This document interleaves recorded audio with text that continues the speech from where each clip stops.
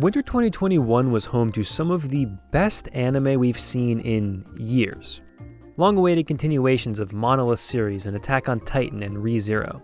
Hot new adaptations of popular source material in Horimiya and Mushoku Tensei. Even some great original anime in Wonder Egg Priority and Skate. And the show I looked forward to the most every single week was the second season of a harem anime.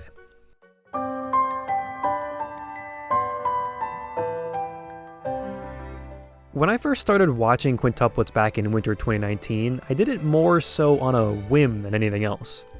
I had seen some hype around it from manga readers, but I more so wanted to scratch that trashy romance itch we all have. And what better show to do that with than the harem where the smartest guy at school has to tutor 5 academically struggling sisters who are all each their own classic anime archetype. A few episodes in and I was getting exactly what I wanted, just some dumb, crazy entertainment. But slowly, over the course of 2 full seasons, it somehow transformed from a somewhat trashy harem with a funny premise to one of the most genuine and captivating romances I have ever seen. I'm gonna be honest, heading into the season, if you had shown me this picture, I would have tried to fight you. But this is legit where I stand at the moment. QQ Season 2 elevated this series and this story to a level that I really did not think was possible from a show like this. My friends and I have made jokes about this all season, but there's real merit to calling QQ the best psychological thriller of the season. It constantly has you on your toes, questioning every little detail you've seen and everything you thought you already knew. I flip-flopped on who I think is going to win so many times at this point that I don't even know how many times I've said the phrase, "It's gotta be, insert name here, there's no way it's not." The reason the show is able to pull this off is because it's actually a well-paced, built-up romance.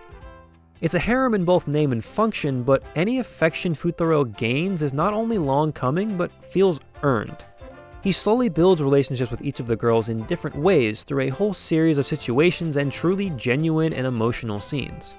He's truly a good person that you can root for, not just self-insert as. And it's incredible to see him go from an exasperated tutor just trying to get paid to someone who deeply cares about each of the girls on a specific personal level. And while the premise is still outlandish, you slowly begin to feel like these are real people acting like real people.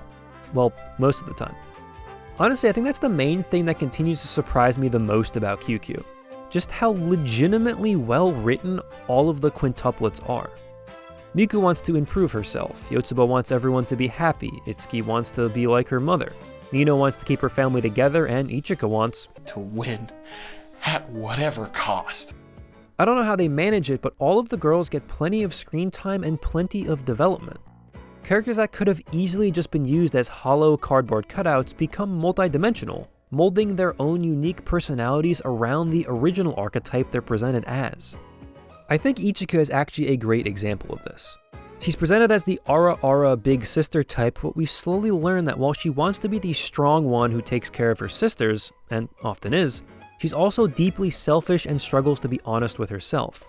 You know, like a real human. Yotsuba is another fantastic example, as she appears to be the energetic, happy-go-lucky sister, but is often foregoing her own happiness to support others.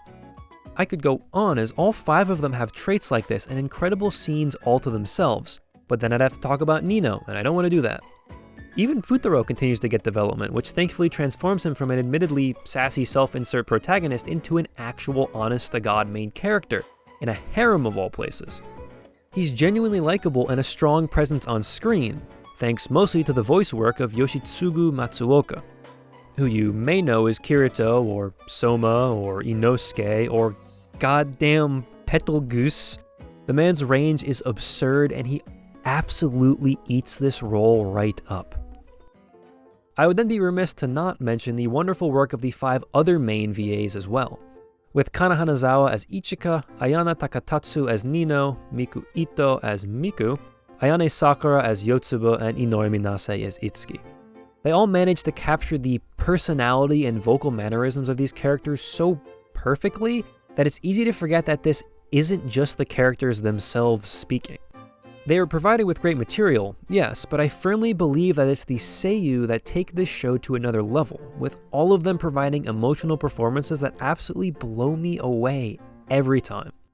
So in my mind, the writing and the voice work really do carry the show, but I do have to give copious amounts of credit to Season 2's new director Kaori and the folks at Berry Animation Studio. They freshened up the art style and managed to streamline the story without it ever feeling rushed, while also providing us with some stellar direction throughout the season that really drove home the near thriller aspect I was talking about earlier. There's literally an entire episode in the second half of the season that's shot specifically in a way to lead you towards one seemingly obvious conclusion before absolutely dropping the hammer on your idiot head. The only other thing I'll say about that is this is the only show this season that made me yell so loud it woke people up in my home. I'd also like to add something else completely different here. I complain about manga readers spoiling stuff a decent amount, so I wanted to give a shout out to the QQ community for being one of the best groups I've ever seen. They don't try and lead you on or soft spoil moments, they just patiently wait to see your reactions and post art. A lot of art. It's so incredibly refreshing and nice. Finally, the best thing I can say about this show is that no matter who wins, I'll be happy. Even if it's Nino, I'll manage. But the show is setting up for a breathtaking conclusion that, given how I felt during the last few episodes of Season 2, might kill me. And most importantly here, the third season is already confirmed, so for the first time in a very, very, very long time, I can proudly say we will be getting a complete anime adaptation. I'm hoping we don't have to dodge spoilers for 2 whole years again, but however long Season 3 takes, I can now proudly say that I know it'll be worth the wait.